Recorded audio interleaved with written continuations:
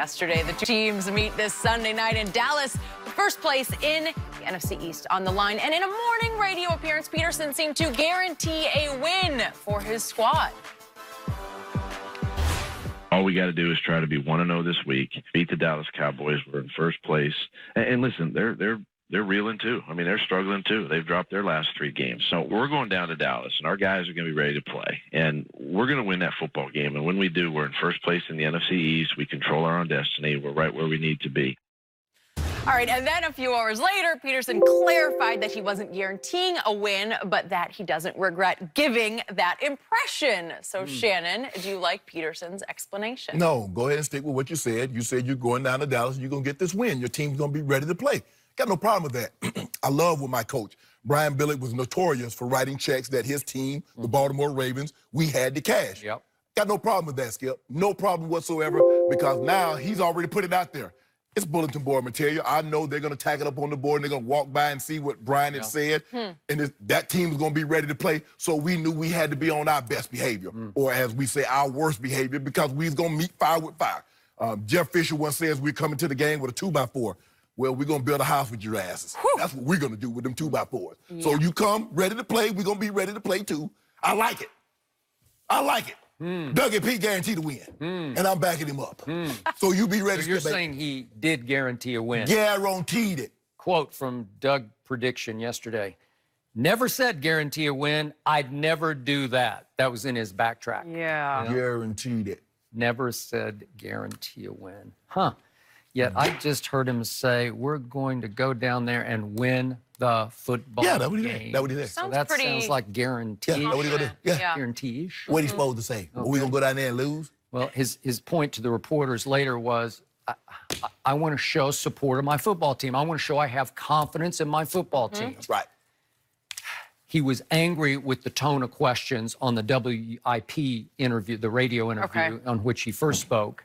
And he said, yeah, the sky's falling outside, but we're going to go down there and we're going to win the football game, because I do believe he thinks they're going to go down there and kick the Cowboys behind. Yep. Because he says we're both reeling football teams, but my team, the Dallas Cowboys, they're really reeling because they've lost 3 in a row. And I think he's seen enough game tape so far to say, that's a dysfunctional group, man. They're completely overrated. They don't believe in their coach. So what I told you yesterday as we reacted on the fly to this on the show when we first heard about it was, I'm just hoping that my players use him to motivate them the way their head coach is incapable of motivating them. And unfortunately, so far, at least publicly, it has not worked. And did you see Jason Garrett's response? What did he say? I did. I was hoping you'd bring this up, Skip. What did he say?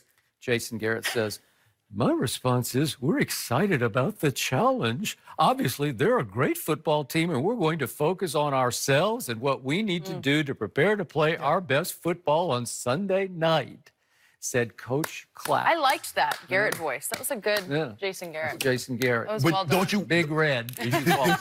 don't you want him to be true to himself? That's who he is. Okay. So there are a bunch of player quotes in USA Today, and none of them were very good because they were taken on Coach Clapp's personality. And even Michael Gallup said, if you need a coach or anybody else to fire you up, I don't think you really should be playing in the first place. Yeah, see, that's Skip, not what he said. Okay. For me, I'm not looking for anybody to fire me up, said Michael Gallup, who said, I had 3 balls go right through my fingers Sunday at Jets. That's what he said, and he did. 2 of them were just flat-out cold drops, and the other one was catchable but not a drop. He just should have caught it because it hit him on the fingertips. So at least he's focusing on the correct thing. Right. But I need to know deep down if those players don't realize their manhood just got challenged in their house. Because he's telling you, we're better than you, and we're going to come in there and kick you right in your golden tails. That's what he's saying. He ain't lie. Yeah, okay, well, fine. I'm glad, because I tell you every year, my team has to win in spite of my head coach.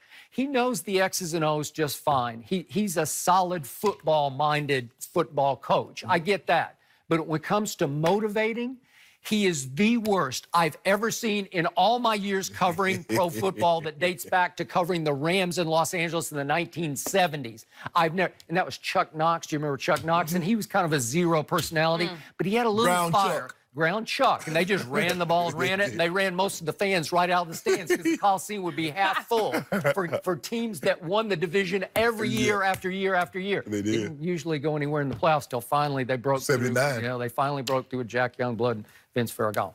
But the point is, that was after Chuck Knox was gone. But Chuck Knox had fur in his belly, and I just don't sense any in Jason Garrett. So what happens every year? What happened last year? They had, what did I tell you? I told you, Jenny, this last week. I said, I don't care if they lose to the Jets. And you said, I don't think you I know you said that. Well, I did because I need motivation. I need external. You're not going to get internal. You need external events to light your fire. So what happened last year? They fell to 3-5 because what happened on Monday Night Football, Tennessee at Jerry World? It was the all-time humiliation for the Cowboys. They got destroyed by Marcus Mariota. What happened the next week? They went to Philly quietly. They kind of snuck in the back door, right, of stadium in Philly, Link, and they won. And they took off. External motivation, because they finally just said, you know what? We're embarrassed.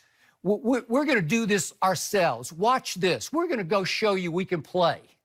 So, Jason is, Skip, he's not a fire and brimstone type of guy. Do you want him to show it? Do you want him to show? You can't be something you're not. Right. Because it'll be fake. Right. So you want him to show footage of guys going over the wall. You want him to show war movies. What do you want him to do? How do you want him to motivate this team?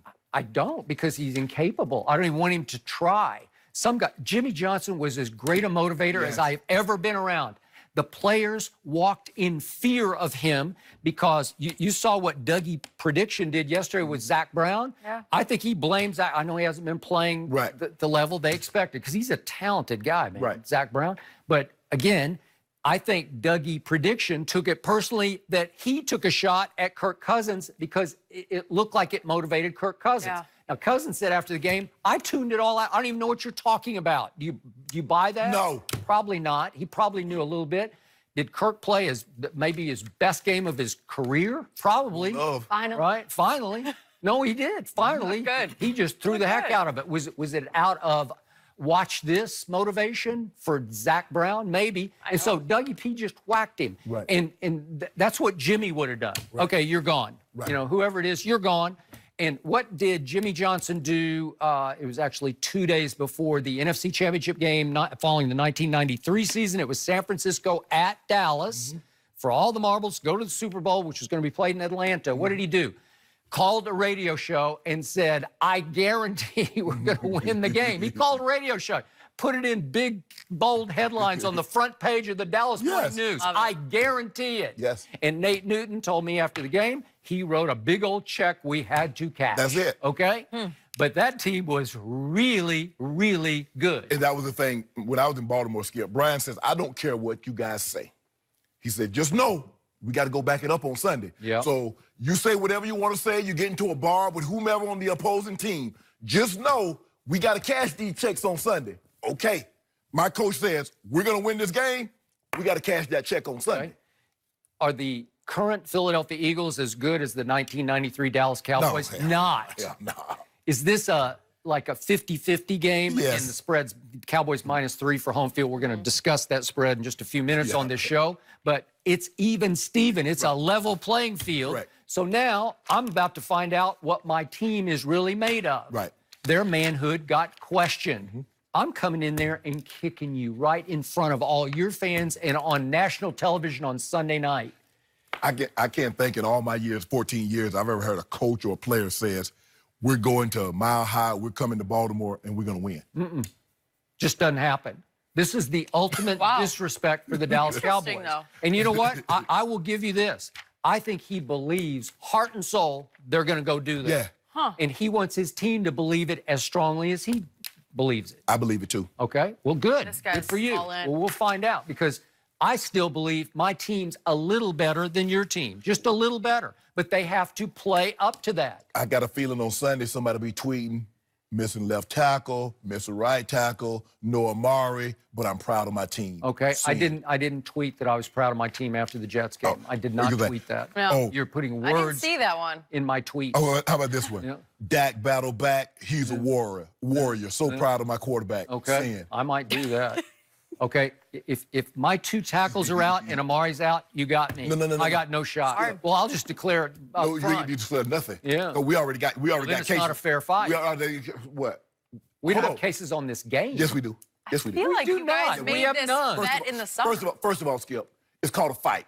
Yeah. When you ever known a fight to be fair? We're fighting.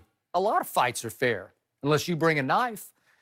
If I'm fighting, I'm biting, I'm kicking, Okay. I'm punching, Well, that's I'm fair. kneeing. Okay, It's that's called fine. a fight. Okay. But Okay. This is a football fight. Yes. And I got one arm tied behind my back if I don't have 2 star tackles and one of the best receivers in the league and the one my quarterback trusts. Skip, I mean, everybody goes through that. I might be without my 2 starting cornerbacks. Well, then I got no shot. Then I concede. I will concede on Friday.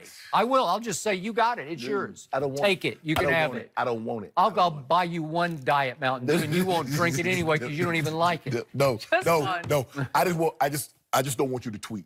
As long as you don't tweet after the game that Dak battled back, even though he caught the How do you L, know what I tweet? because I know everything. Do you follow me? I'm omniscient. Oh, Omnipotent. really? Yep. Huh. Oh. Somebody creeps on my tweet. Ain't nobody creeping. Oh, Dak's a warrior. So proud of him. Oh, I did not say that. I did. Oh, he led in QBR. that he did What about that say QBR? Did that. you not tweet QBR? Well, he does lead the whole league. QBR may have been brought up Yeah. occasionally. We're going to move on to a different coach, a different kind of motivator. Yep. Did Bill Belichick